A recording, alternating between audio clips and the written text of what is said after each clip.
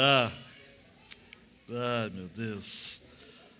Abra sua Bíblia em Lucas capítulo 19. Lucas capítulo 19, versículos 1 a 10.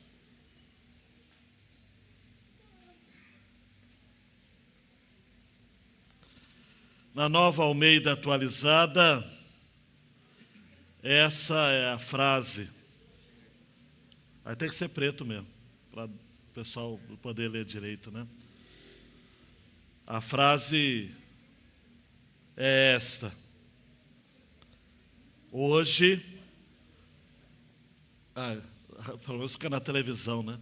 Ali não fica legal, né? Hoje preciso ficar na sua casa.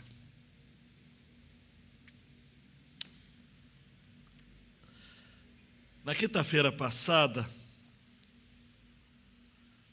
eu falei do primeiro discípulo que foi chamado por Jesus. O nome dele, quem sabe? André.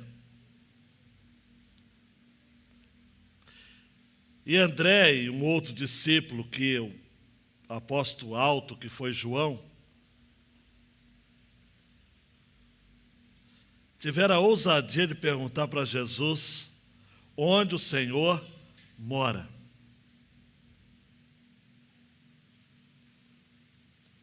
E Jesus respondeu: venham ver. E era por volta de 4 horas da tarde, está lá em João capítulo 1, a partir do versículo 35. E eles passaram o restante do dia na casa de Jesus. Nesse texto em especial,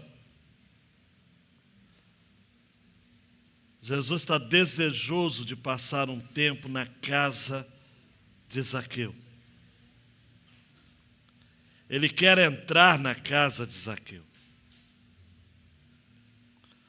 Você já sabe disso, que eu não, por mais que tem gente que acha, eu não sou tão chato assim quanto a questão de algumas minúcias de músicas evangélicas, mas é bom explicar que a música famosa, interpretada pelo Regis Danese, se não me engano, composta por ele também, só inverteu a temática. Porque coloca como se Zaqueu dissesse: entra na minha casa. Porque na verdade, vos digo, né? O texto diz que a iniciativa foi de Jesus. Hoje eu preciso ficar na sua casa.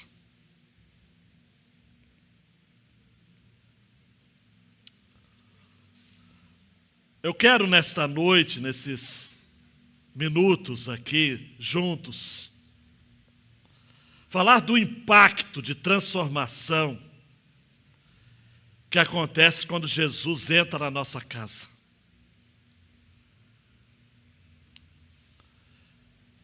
Quando, a despeito de quem somos, Ele quer iniciar um relacionamento conosco.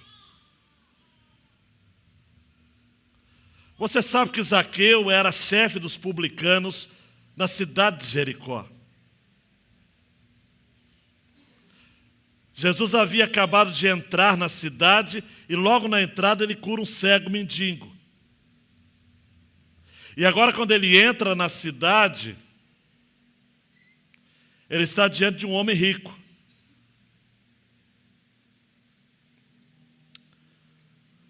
O paralelo a ser feito.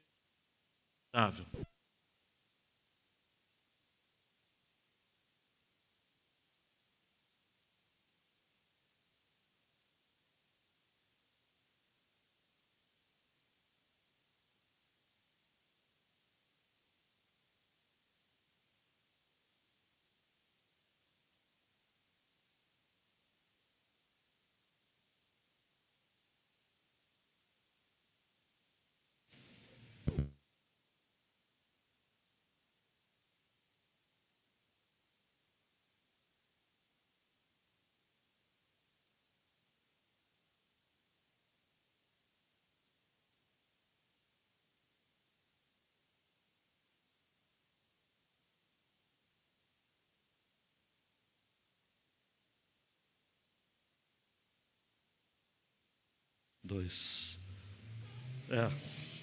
Vamos ao texto.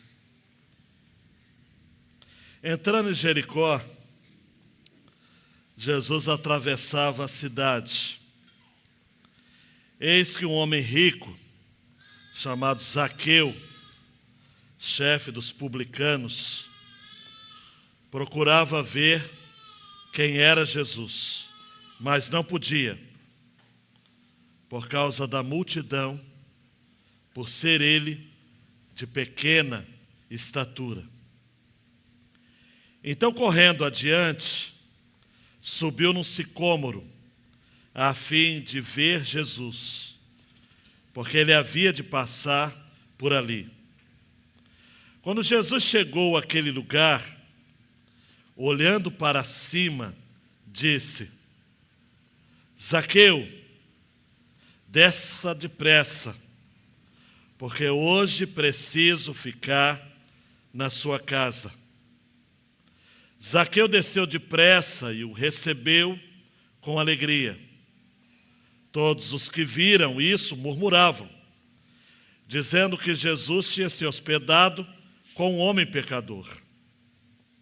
Zaqueu, por sua vez, se levantou e disse ao Senhor: Senhor, vou dar a metade dos meus bens aos pobres. E se roubei alguma coisa de alguém, vou restituir 4 vezes mais. Então Jesus lhe disse: hoje houve salvação nesta casa, pois também este é filho de Abraão, porque o Filho do Homem veio buscar e salvar o perdido. Abaixe sua cabeça mais uma vez. Faça um compromisso com Deus de não se movimentar, de não se distrair, de não conversar, de ouvir e atentar bem a sua palavra, a palavra de Deus. De ver se você consegue só aumentar um pouquinho só o meu retorno aqui, para eu me ouvir melhor, fazendo um favor. Pouca coisa, só o retorno. Deus, fale ao nosso coração. Movimente a sua palavra neste lugar, para sermos tocados, mudados, marcados e impactados por Ti, no nome de Jesus. Amém e amém. Mateus, dando um clique aí, por favor, meu filho. Quando Jesus entra na nossa casa, a salvação entra junto com Ele. Dá até para repetir juntos, não dá, gente? Vamos lá, 1, 2, 3 e... Quando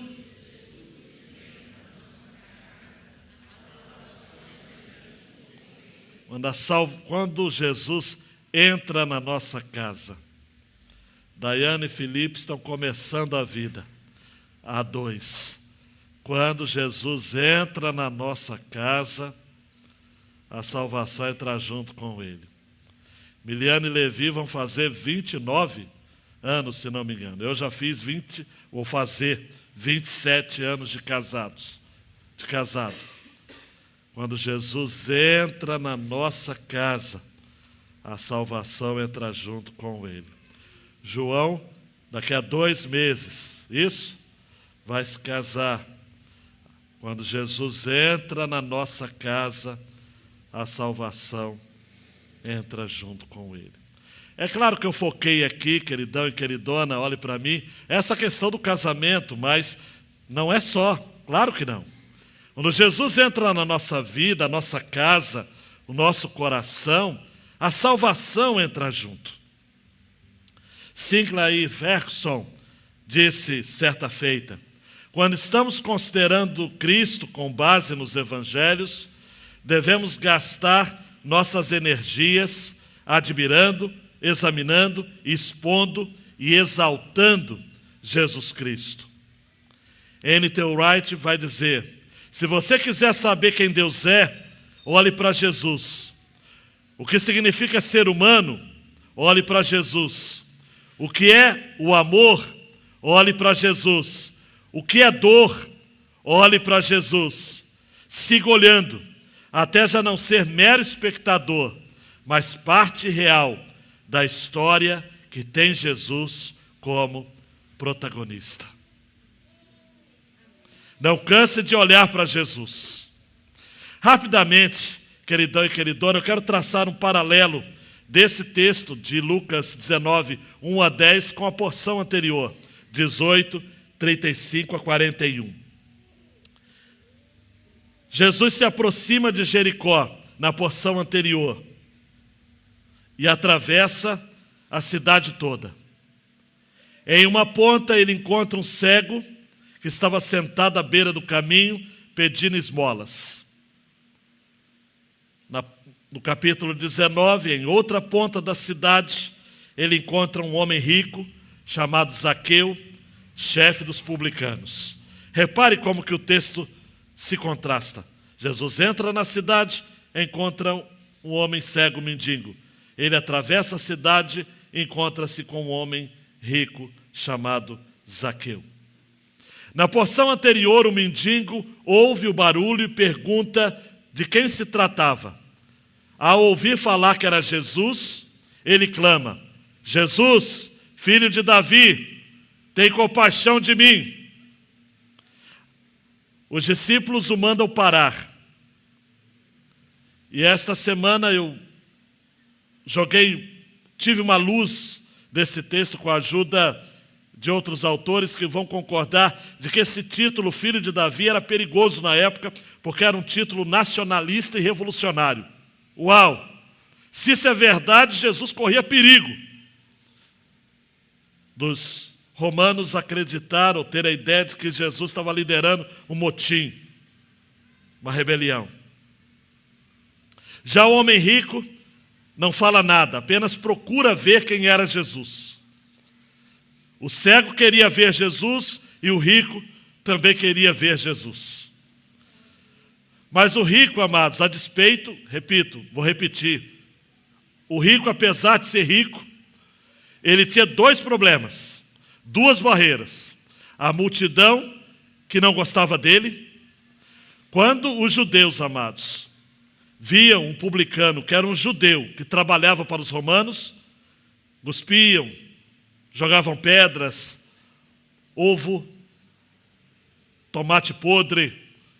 Essa era a recepção que se fazia a um publicano. A multidão não gostava de Zaqueu. Zaqueu era odiado pelos seus compatriotas. Então, como ele iria entrar no meio da multidão sem ser alvo de um linchamento público? Primeiro problema.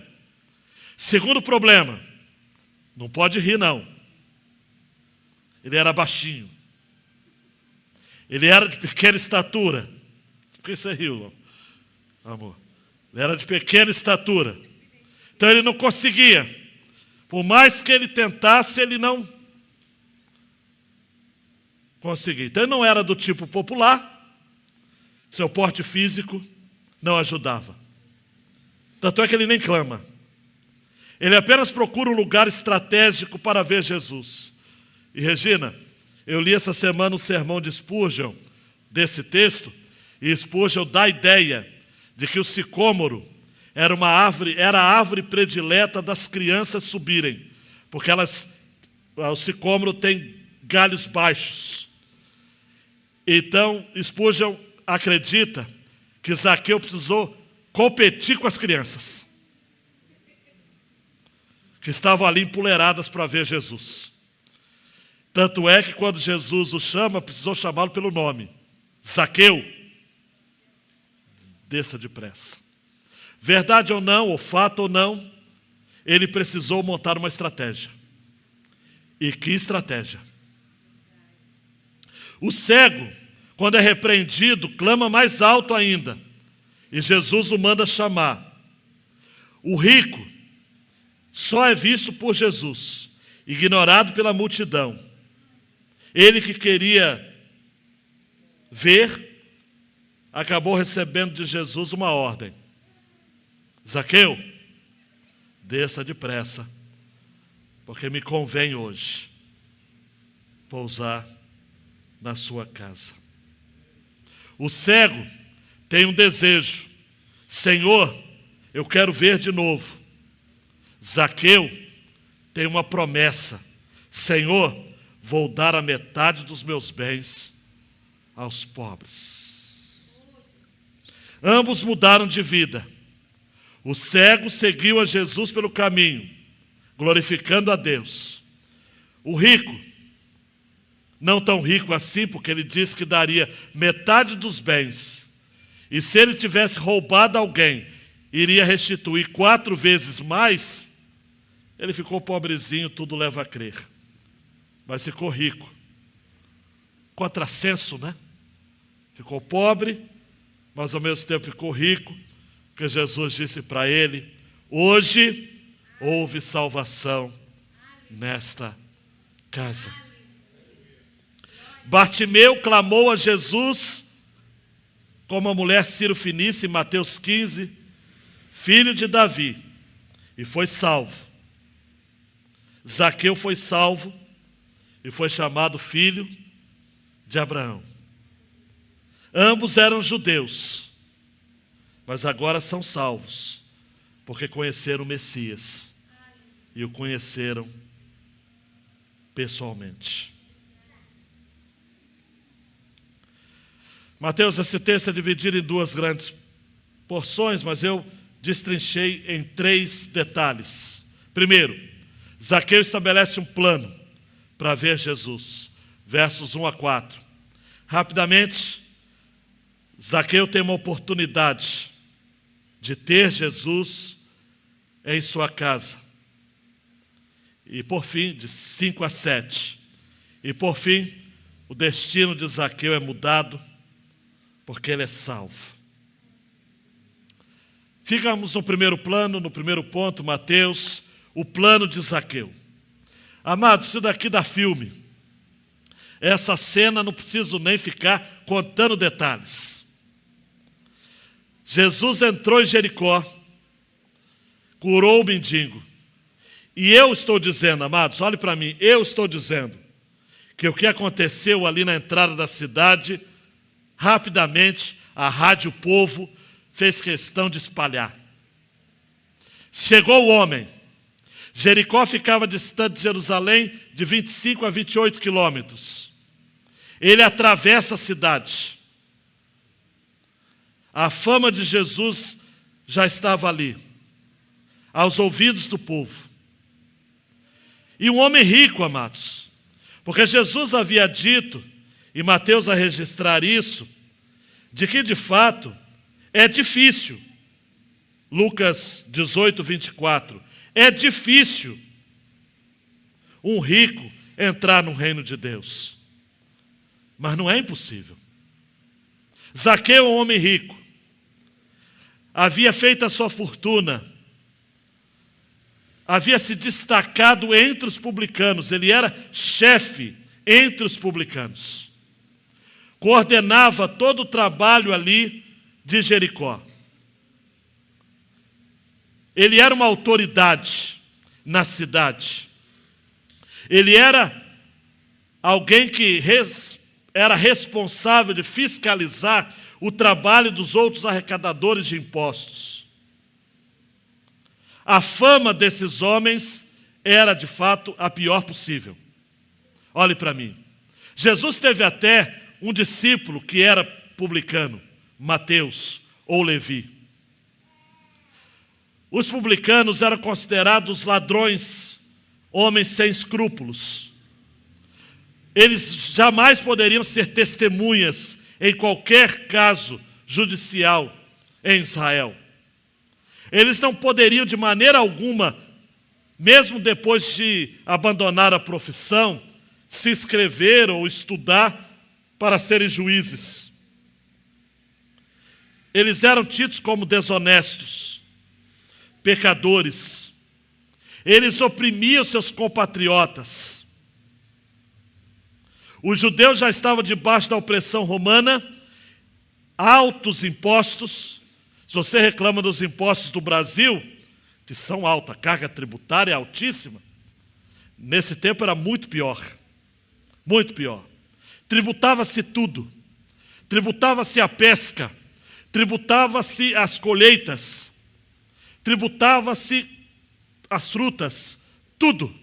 Tudo.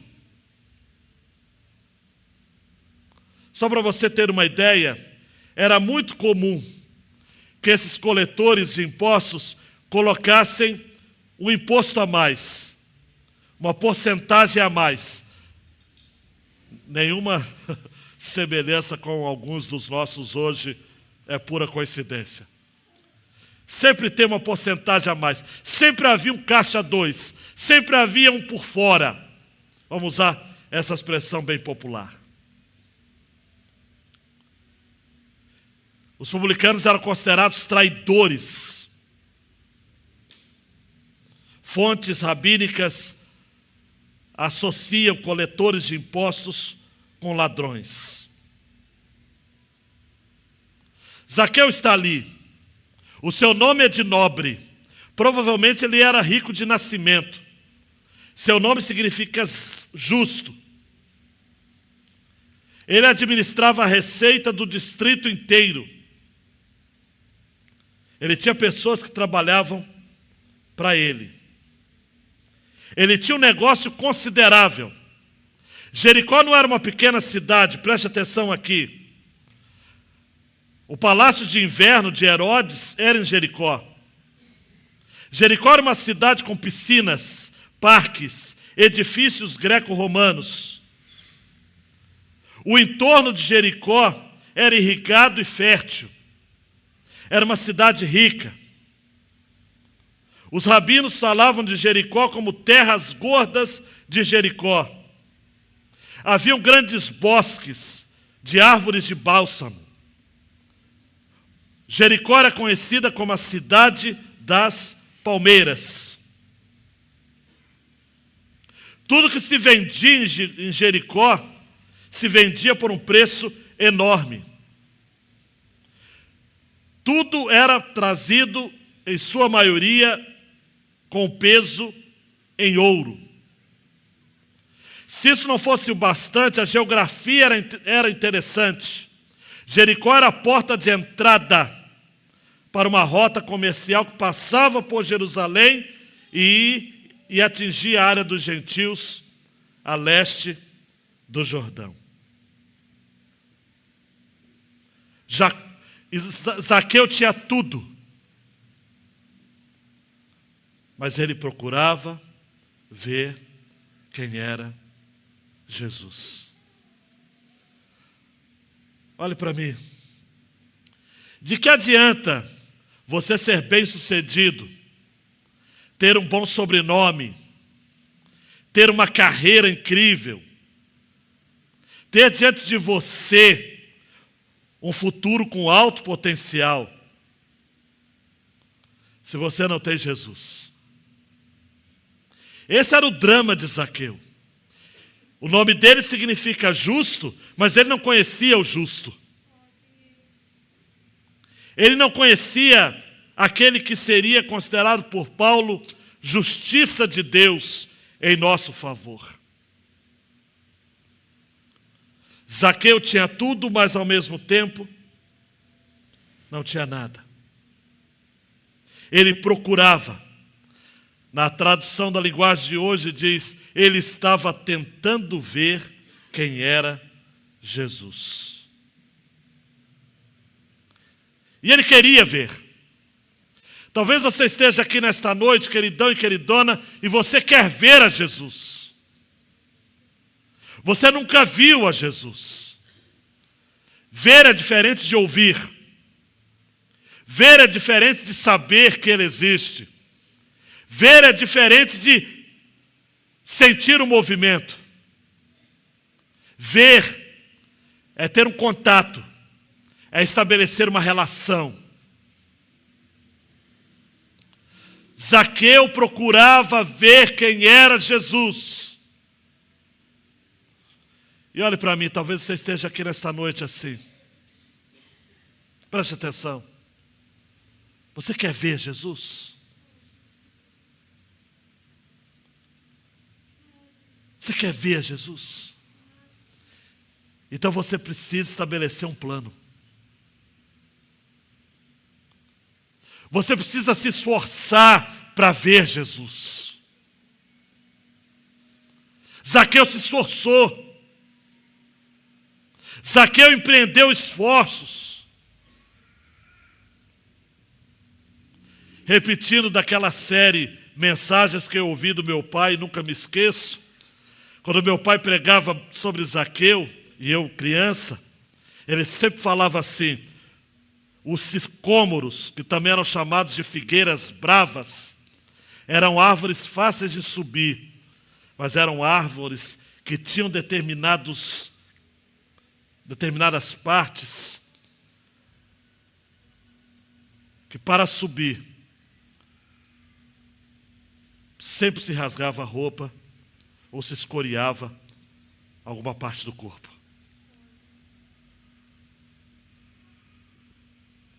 Você imagina, amados, o sicômoro era chamado também, ou fruto do sicômoro, que é uma espécie de figo, era chamado figo dos pobres, porque era uma árvore comum. Um homem rico, da posição de Zaqueu, ele se humilha. Não há ninguém, olhe para mim, não há ninguém que consiga ver a Jesus se não antes se humilhar. Se você não descer do topete, se você não largar a mão do pedestal, se você não fugir do holofote, se você não aprender a despachar essa cara de metido que você tem, esse senso de autossuficiência que você tem, você nunca vai ver Jesus. Porque o reino de Deus é o reino dos humilhados. Quem a si mesmo se humilha, será exaltado. Eu não sou rico como Zaqueu, mas talvez eu teria vergonha. Mas Zaqueu tinha um plano. Ele queria ver a Jesus. Então ele sobe naquele sicômoro. Ele não se importa com o que as pessoas estivessem falando. Se Spurgeon está certo e aquela árvore estava cheia de menino, ele estava dizendo: dá licença, molecada, dá licença, molecada. Eu tenho um plano. Eu quero ver a Jesus. Talvez para chegar à árvore ele tenha sido cuspido, ele tenha sido agredido. Quem sabe ele estava ali numa situação de abjeta humilhação, mas ele não se fez de rogado, ele não se fez de melindroso, ele subiu. O texto diz, correndo adiante, versículo 4, subiu num sicômoro, a fim do quê? A fim de ver Jesus, porque ele havia de passar por ali. Olhe para mim, por favor, para você não perder o tom. Zaqueu, Adonias, sabia que Jesus iria passar por ali, mas ele não combinou nada com Jesus. Ele foi no escuro. Ele falou, ele vai passar por aqui. E se ele passar por aqui, eu quero aproveitar essa oportunidade. Talvez você foi convidado para vir nesse culto porque, sei lá, alguém que você gosta, ou alguém que, sei lá, deve gostar muito de você, disse assim, vamos no culto. E você não teve intenção nenhuma disso, mas já está aqui. E Jesus vai passar por aqui. E se você se esforçar, você vai vê-lo. Você vai vê-lo. A intenção de Zaqueu é tão tremenda que no versículo 5, dando um clique aí, Mateus, por isso que eu separei. Nós estamos diante de uma oportunidade. Zaqueu está diante de uma oportunidade. Versículo 5 diz que quando chegou Jesus àquele lugar, ele olhou para cima. Olhe para mim, foi Jesus que olhou para cima. Zaqueu só conseguia olhar para baixo. Ele só seria visto por Jesus se Jesus olhasse para cima. E não é comum, amados, a gente caminhar e olhar para cima. Quantas vezes nós estamos andando na mesma rua, na mesma praça, no mesmo bairro, existem obras que são feitas que a gente não consegue acompanhar. Por quê? Porque dificilmente a gente anda olhando para cima. Mas Jesus olhou para cima. O seu olhar salvífico alcançou um homem. O nome dele, Zaqueu. Eu me lembrei do hino 312 do Inário. Vivi tão longe do Senhor, assim eu quis andar, até que eu encontrei o amor em seu bondoso olhar. O estribilho. Seu maravilhoso olhar, seu maravilhoso olhar, transformou meu ser, todo o meu viver, seu maravilhoso olhar. Segunda estrofe. Seu corpo vi na rude cruz, sofrendo ali por mim, e ouvi a voz do meu Jesus, por ti morri assim. Terceira estrofe. Em contrição então voltei à fonte desse amor. Perdão e paz em Cristo achei, pertence ao Salvador. Seu maravilhoso olhar, seu maravilhoso olhar, transformou meu ser, todo o meu viver. Seu maravilhoso olhar.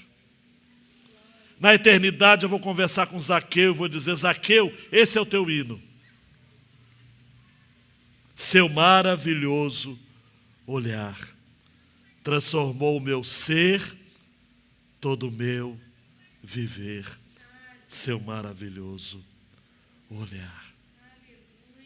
A fala de Jesus a Zaqueu, no versículo 5, Zaqueu, ele chama pelo nome, desça. Em outras palavras, Jesus está ensinando para ele: Zaqueu, no meu reino, para subir tem que descer. Para ganhar tem que perder. No meu reino, você está aqui para servir, e não para ser servido. Desça. Talvez Deus esteja nessa noite falando para você: desça. E não é para descer assim, quando der vontade. Ah, pastor, quando Deus falar no meu coração. Ou pastor, não, desça depressa. Tem decisões na vida, amados e amadas, que nós precisamos tomar depressa.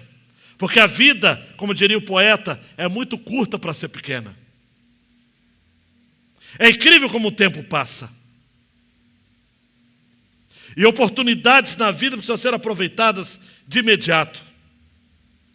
Desça depressa. Na versão que eu aprendi desde pequeno, que é a revista e atualizada, porque me convém pousar na sua casa. Hoje eu preciso. Spurgeon disse que nós estamos diante de um chamado gracioso, pessoal, apressador, humilhante, afetuoso, permanente, necessário e eficaz. Aleluia. Ele diz ainda: ao rico Zaqueu é ordenado que desça da árvore, e ele desce, por isso é salvo. Sempre que eu penso que é uma das grandes mostras da condescendência de Deus, é que ele olhe para baixo, para os homens. Spurgeon dizendo: porém lhes direi que houve uma maior condescendência do que essa, quando Cristo olhou para cima para ver Zaqueu. E Spurgeon termina o parágrafo dizendo que Deus se digne de olhar para baixo, para suas criaturas. Isso é misericórdia. Porém que Cristo se humilhe de tal maneira que tem de olhar para cima, para uma das suas criaturas. E isso revela uma misericórdia maior. Zaqueu, Zaqueu, desça depressa. Eugene Peterson, na sua paráfrase, traduziu assim: hoje é o dia de eu me hospedar em sua casa. Daí então Zaqueu pula da árvore, ainda sem acreditar no que ouvia, feliz da vida, com a oportunidade de receber Jesus. Mateus, a última cena, o destino, a salvação de um perdido, ou do perdido. Versículo 7 diz que todos, repita comigo, todos os que viram isso murmuravam. Por quê? Porque eu já disse para vocês, Zaqueu era mal falado, mal afamado. A multidão não estava do lado de Zaqueu, absolutamente. Talvez você esteja aqui nesta noite e tenha familiares que não estão do seu lado. Você tenha toda uma pressão da sociedade que não está do seu lado, para que você tome essa decisão hoje de receber a Jesus. Com Zaqueu também era assim. O texto diz que todos que viram murmuravam, dizendo que Jesus tinha se hospedado com um homem pecador.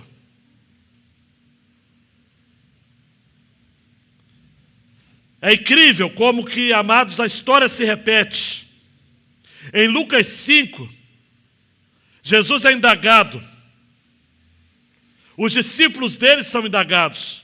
Por que vocês comem e bebem com publicanos e pecadores?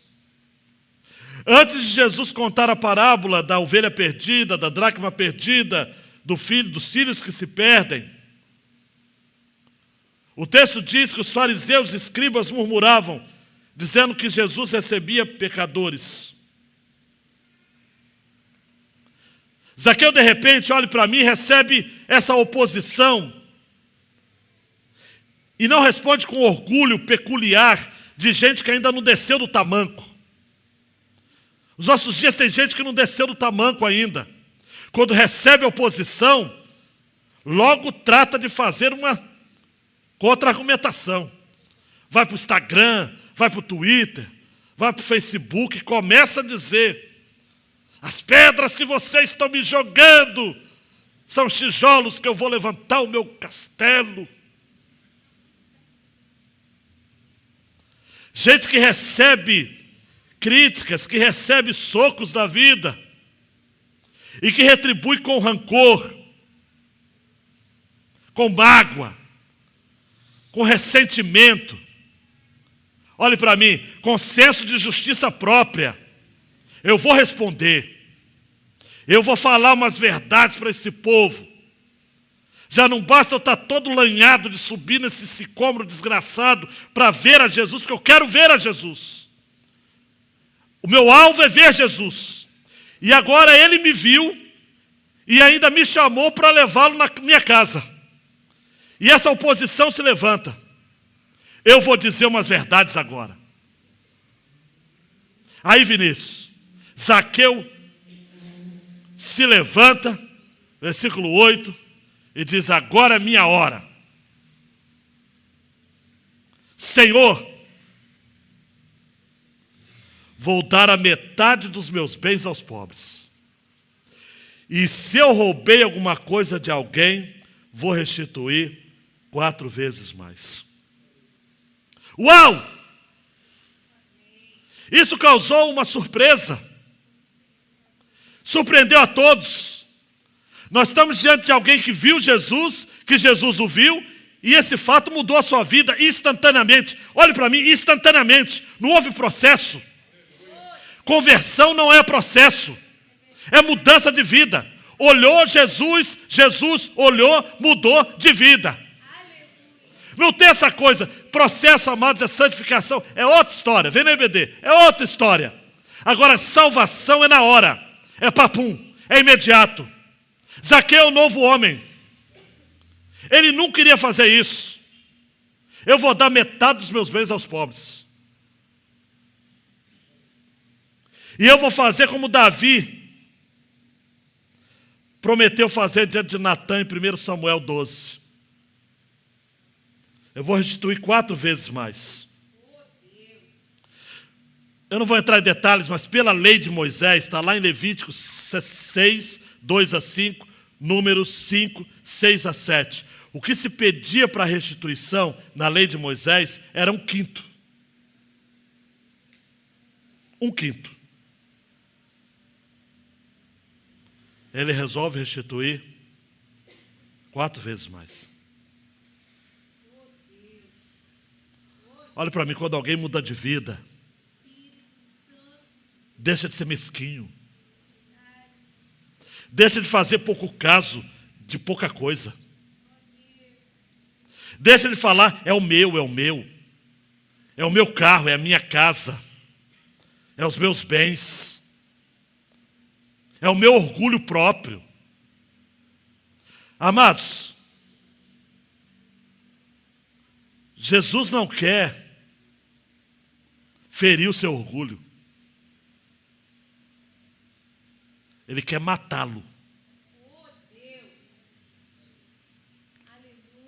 Porque gente orgulhosa não pode ver a Deus. Não pode ver Jesus. Zaqueu está dizendo, olha, eu abro mão de tudo. Eu dou metade dos meus bens aos pobres. E eu só fico com a outra metade porque se eu roubei alguém, eu preciso de pelo menos um valor para restituir. 4 vezes.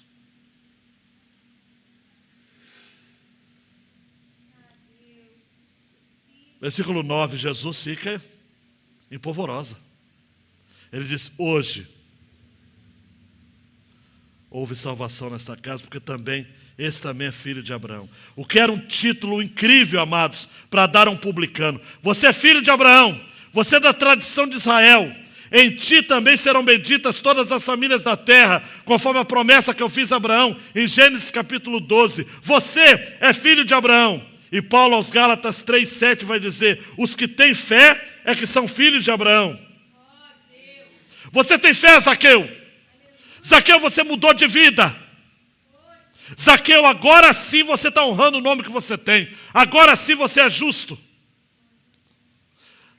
Eu falo para você nesta noite que se você está aqui, convive no nosso meio, mas você ainda não mudou de vida, não mudou de perspectiva de vida, ainda está apegado demais ao vil metal, ou aos bens, ou às posses, ao seu nome, ao seu orgulho, à sua posição. Está na hora de você entender que o Filho do Homem veio buscar e salvar o perdido.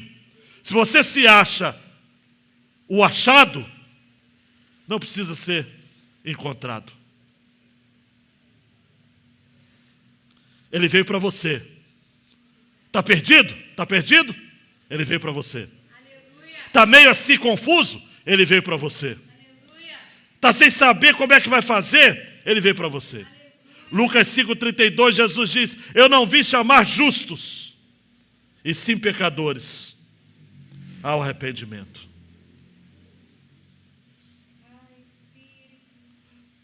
Você precisa entender isso. Quando se encontra com Jesus, a vida passa a ser vista com outros olhos. Nós não valorizamos mais aquilo que o mundo valoriza. Nós não amamos mais as coisas que o mundo ama. Nós não buscamos mais aquilo que o mundo busca. A começar, dando 2 cliques, Mateus, pelo dinheiro. Não ame o dinheiro. Ele pode ser um ótimo escravo, mas certamente é um péssimo senhor. Quem é dominado pelo dinheiro torna-se como ele, um vil metal. Eclesiastes 5,10 diz, quem ama o dinheiro jamais se fartará de dinheiro. Quem ama a abundância nunca ficará satisfeito com o que ganha. Também isso é vaidade. Eu não estou incentivando você a não ter planos para o futuro, mas eu só estou dizendo que os seus planos de futuro precisam ter como prioridade o reino de Deus. Buscar o reino de Deus, a sua justiça e as demais coisas de provisão, de suprimento, de alimento, tudo mais que você precisa, vai vir a reboque, vai vir junto. Zaqueu tinha tudo, amados. Tem gente que fala que o evangelho é para os pobres. Não, não. O evangelho é para os humildes. Tem rico humilde e tem pobre orgulhoso, metido a besta. Paulo vai dizer a Timóteo de que o amor ao dinheiro é a raiz de todos os males.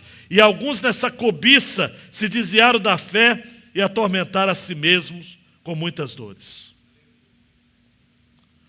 Olhe para mim, meu jovem, meu senhor, minha senhora. O que é amar o dinheiro? Li recentemente uma meditação de John Piper que diz: não significa admirar o papel azul ou as moedas de cobre e de prata. O que é amar o dinheiro? Primeiro você precisa perguntar o que é o dinheiro.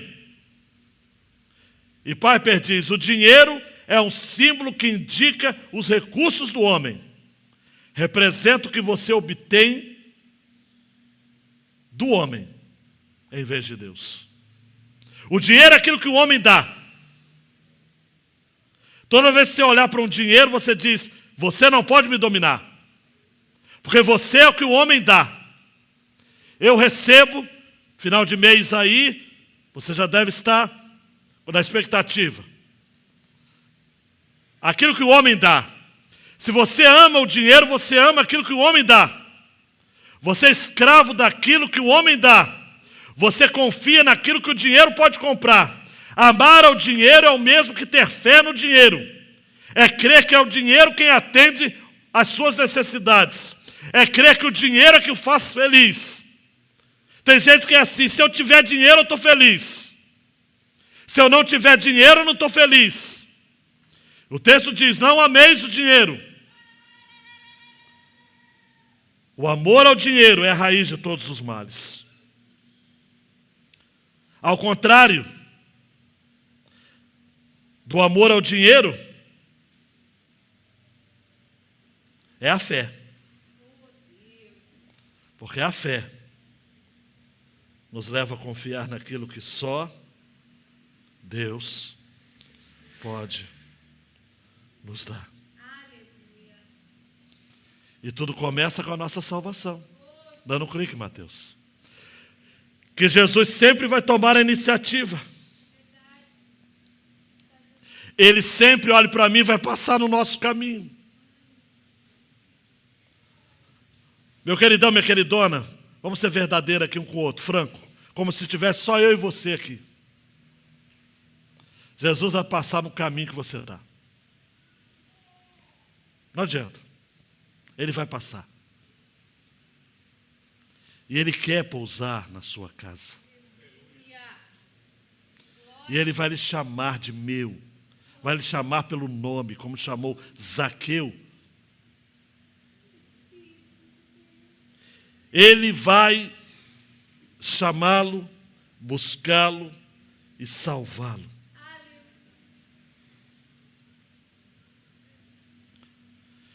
E em contrapartida, ato contínuo, você vai se arrepender como Zaqueu se arrependeu.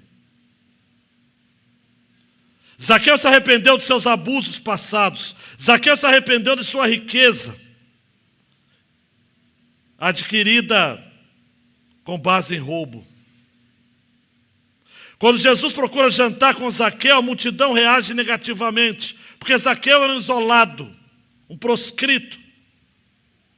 Mas agora Zaqueu permite que o público veja a decisão dele. E ele se torna um modelo de arrependimento. E ele fica na cidade. Diferente do mendigo cego que segue Jesus pelo caminho, Zaqueu segue a Jesus morando naquela cidade. Ele foi alcançado. Ele agora é Zaqueu mesmo. É justo. É puro. É inocente. Quero terminar em 3 minutos.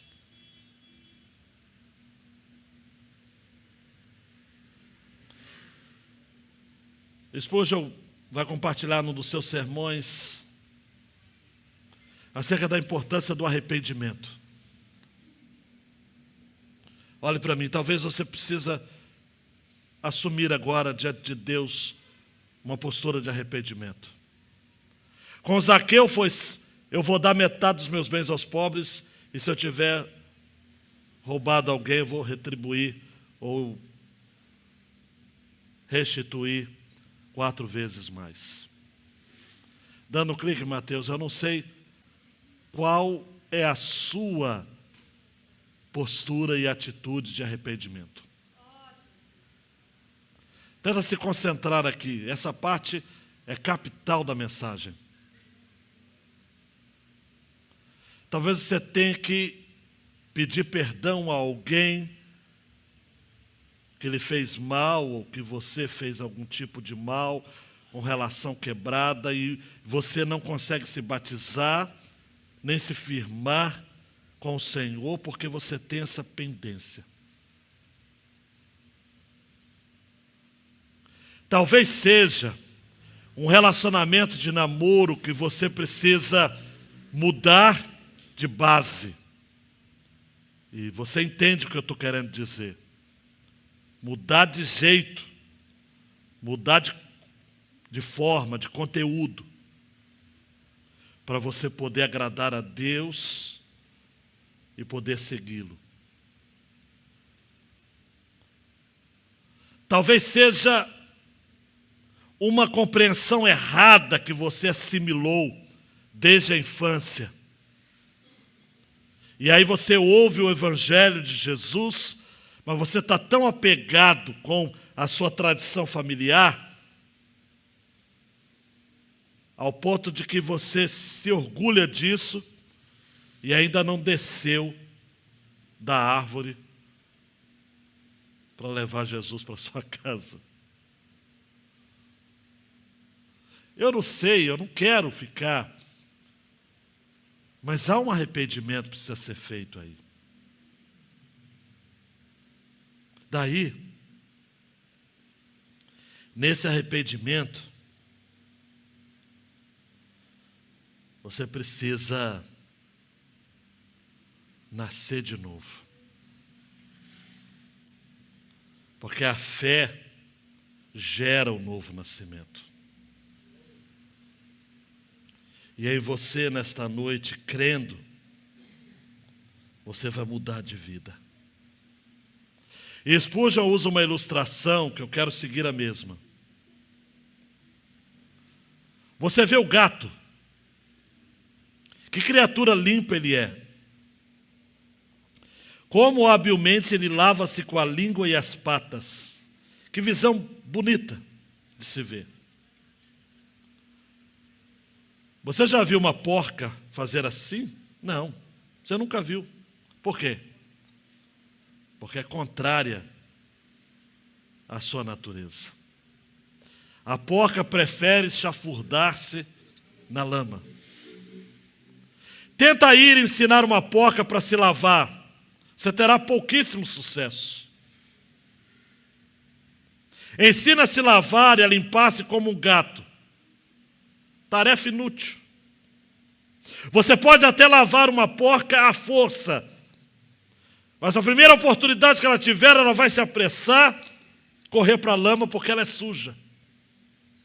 Como sempre.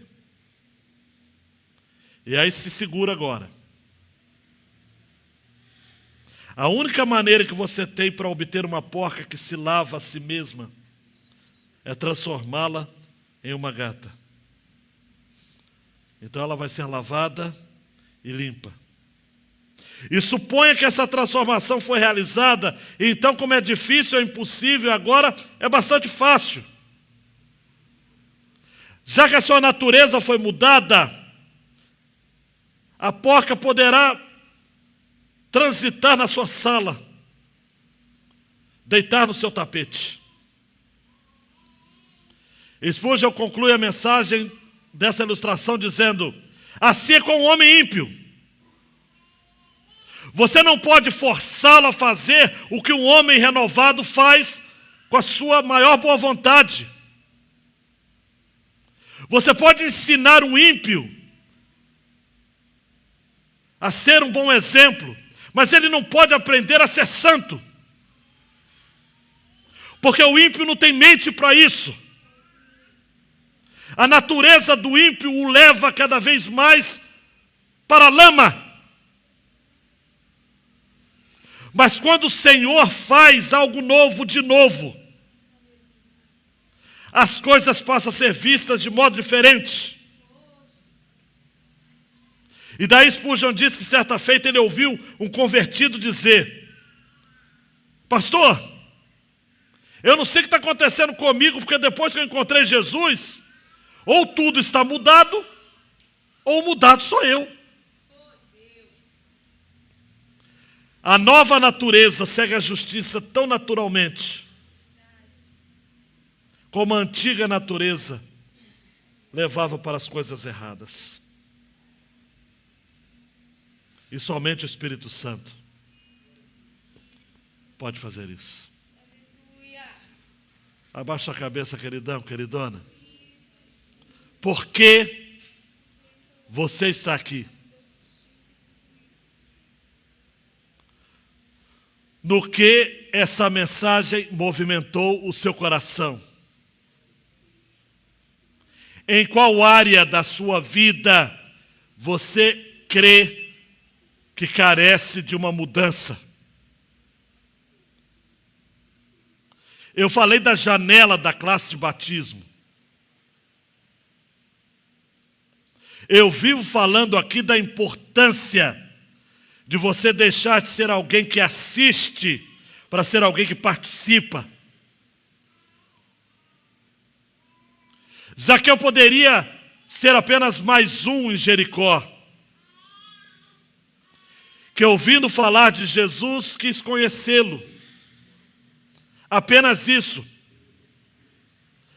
Mas Zaqueu foi mais do que um curioso que queria ver Jesus.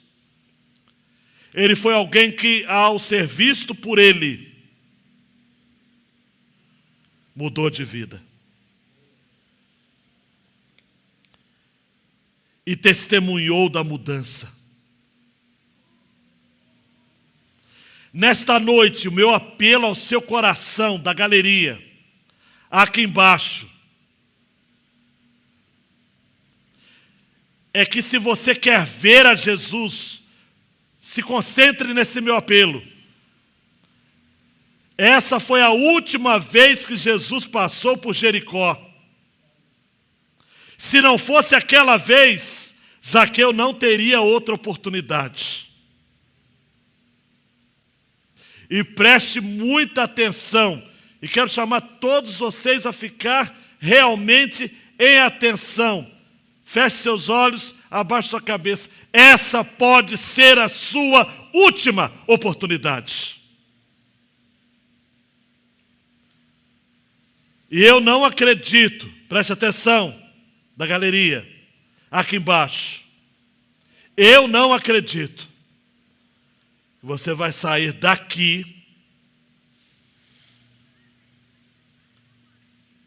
sem levar Jesus para casa. Porque quando Jesus entra na nossa casa, a salvação entra junto com Ele. Coloque a mão no seu coração e diga: Jesus, eu vou te levar para casa. Diga: Jesus, eu vou te levar para casa. Diga: Jesus, eu vou te levar para casa, para o Senhor mudar a minha vida, para o Senhor mudar a minha sorte. Para que, independente daquilo que eu tenho de fazer, pensar, planejar, eu não sei o meu dia de amanhã, mas eu sei de uma coisa: eu quero que o Senhor seja bem-vindo na minha casa. Jesus disse para Zaqueu: hoje eu preciso entrar na sua casa. Em Apocalipse 3:10, Jesus diz: eis que eu estou à porta e bato. Se alguém ouvir a minha voz e abrir a porta, entrarei, cearei com ele e ele comigo. Olhe para o seu coração agora, em fé. E diga: eu aproveito essa oportunidade. Eu creio que Jesus é o Filho de Deus. É o meu Salvador. Eu estou levando Jesus para casa. Meu Deus, obrigado pela sua palavra. Obrigado porque o Senhor mudou a nossa natureza. Éramos mortos nos nossos delitos e pecados. E o Deus que é rico em misericórdia nos fez assentar nas regiões celestes em Cristo Jesus. O Senhor mudou a nossa vida. E agora tem gente aqui fazendo votos, ó Deus, como Zaqueu fez, de mudança, de transformação de vida, de tomada de decisão. Gente que está afastada da tua casa está voltando agora. Gente que quer um novo começo através do batismo está se decidindo agora a vir terça-feira. Gente que precisa casar, vai casar. Gente que precisa deixar determinados compromissos e alianças pecaminosas, está deixando agora. Esse é o domingo, 30 de julho de 2023. O dia da mudança. O dia em que eu e meus irmãos sairemos daqui dizendo: hoje. No meu caso, isso foi renovado, essa promessa já foi renovada. A salvação tem estado na minha casa. E alguns aqui pela primeira vez vão sair daqui dizendo: hoje veio a salvação na minha casa. Em o nome do Senhor Jesus. Amém. E amém. Ore silenciosamente, queridão e queridona. Tem que mudar. Ore silenciosamente. Tem que mudar. É a noite da mudança. É a noite da virada na sua vida. É a noite do novo nascimento.